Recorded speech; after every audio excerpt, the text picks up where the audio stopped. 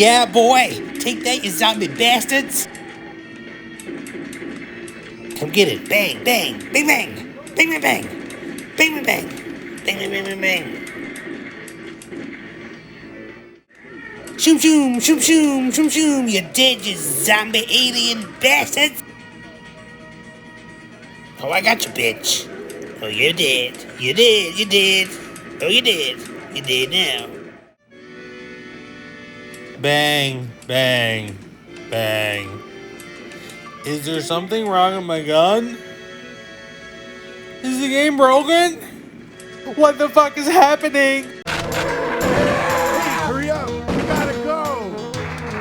Welcome back to my channel. If this is your first time stopping by, I'm sorry, but this is the type of quality you can expect going forward from the channel. In all honesty, it just pretty much gets worse from here. With Halloween right around the corner, I figured now would be a great time to visit 3 light gun games that feature ghoulish creatures to get you in the Halloween spirit. In the vein of Godzilla vs. Kong, Freddy vs. Jason, and Trump vs. Biden, our light gun video games featuring monsters will go head to head. I'll be serving as Judge Judy and Executioner, and I'll rank the games based on the following categories: best graphics and presentation, best creatures, best cheese factor, most fun with a gun, boom, boom, boom, most fun without a gun, and only one will come out the winner. The 3 Sega Saturn games going head to head today are Sega's arcade classic, The House of the Dead, released for the Saturn in 1998, Midway's arcade classic, Area 51, released in 1996 for the Saturn, also released in 1996,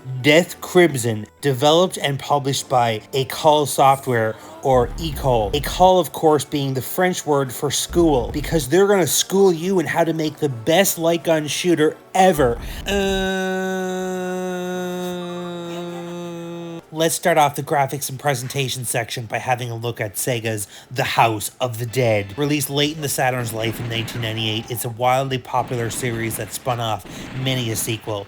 This is basically an easy way for Sega to cash in on the zombie craze started by Resident Evil a few years back. Sega really just had to take the great Virtua Cop engine and reskin it a bit, replace the people with ghoulish monsters and zombies. Unfortunately, unlike Virtua Cop 1 and 2, which had some great visuals and was handled by Sega's AM2, the Saturn port of The House of the Dead was handled by Tantalus Interactive. The game suffers from some pretty bad graphics. The character models are poor due to a low polygon count. You could literally count the polygons if you were to try. The backgrounds, characters, environments, and textures are extremely jaggedy. I'm not sure if that's even a word. One of the best features of the game, though, is the zombies' body parts actually blow off if you shoot them. Death Crimson, developed and published by Satan. Graphically, the game looks like a diarrhea dumpster fire or Minecraft shit out of baby. I don't know what the fuck I'm looking at, but I think I like it.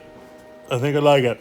Midway's Area 51 pits you against alien zombie bastards who also happen to be experts in firearms for some reason. Area 51 actually feels more like Virtua Cop than House of the Dead because although horror themed, all of the monsters are attacking you with guns. Shoo shoo, shoo shoo. Using digitized characters and backgrounds, the visuals are pretty realistic for a game in 1996, although they do suffer from grainy video that was common in digitized assets of the era. The fire and explosions are pretty kick-ass. Yeah, buddy. Although digitized assets are used, I have to say I prefer the visuals in Area 51 over the choppy and pixelated characters and backgrounds in the other 2 games. You may prefer the choppy graphics of The House of the Dead compared to the grainy video of Area 51, but this is my channel, and I will be ranking Area 51, best graphics and presentation, and this is my lame-ass scoreboard. The next category has a very clear winner for best creatures in a light gun video game for the Sega Saturn. Although Area 51 has some pretty great character designs, there's really only 3 types of alien monsters, from the traditional alien zombie hybrid in different colored jumpsuits for some reason, to full-blown alien bastards. Now, Death Crimson, on the other hand, I have no idea what the fuck is happening. From giant floating death orbs to Mecha Streisand to floating testicles with hooks coming out of them, it's really something out of a Hellraiser movie. With over 10 different types of zombies and so many creepy creatures, from killer bats, zombie frogs, mutant slugs, and monsters from hell, plus many epic boss battles to put you in the Halloween spirit, House of the Dead is the clear winner with its sheer variety of creatures. Winner of the Best Creatures category, the House of the Dead. This next category is no contest for me. We don't even need to talk about the other games. And again, this is my channel, and nobody has made it this far into the video at this point. Let's be honest, it's pretty much just me talking to my mom. I'm a huge fan of the cheesy FMV games of the Sega CD era, and I love the digitized characters of Area 51. The cheesy alien zombie bastards make the game that much more enjoyable for me. The point for Best Cheese Factor goes to Area 51.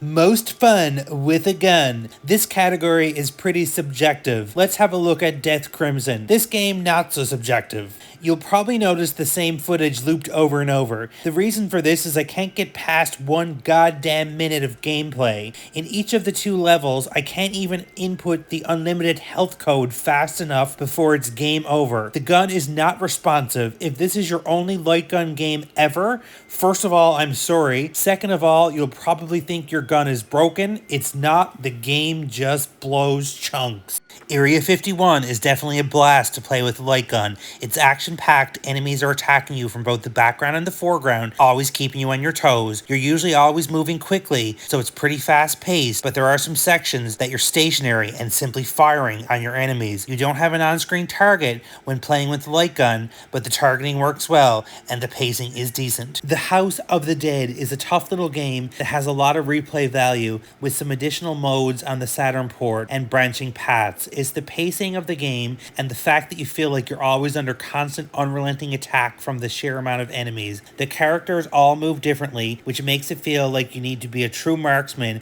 with your light gun, and they usually don't go down without a fight. The boss fights are all very unique and challenging. Playing the House of the Dead with a light gun is a must. My arm literally hurt after playing, but I must point out that I'm very lazy and unhealthy and become very invested in games. Winner, most fun with a gun, the House of the Dead. Most fun without a gun. Area 51 isn't nearly as much fun without a light gun, which is of course to be expected.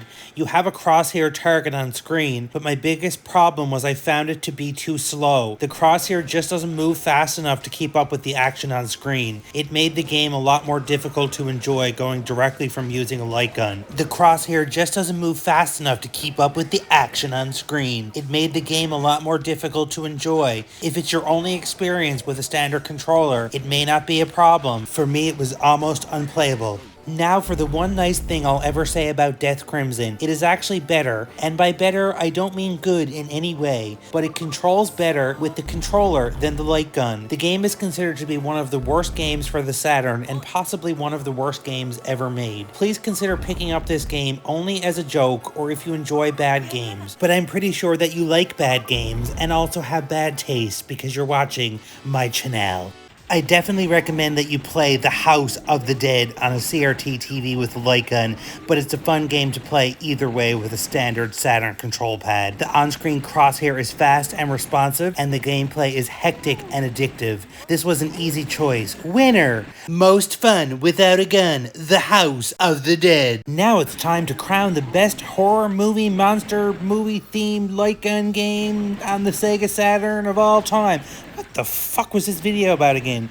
Let me consult my scoreboard. 1 plus 1 plus 1 times 2 divided by 1 multiplied by the reciprocal. Lucy Lawless. Winner! The House of the Dead.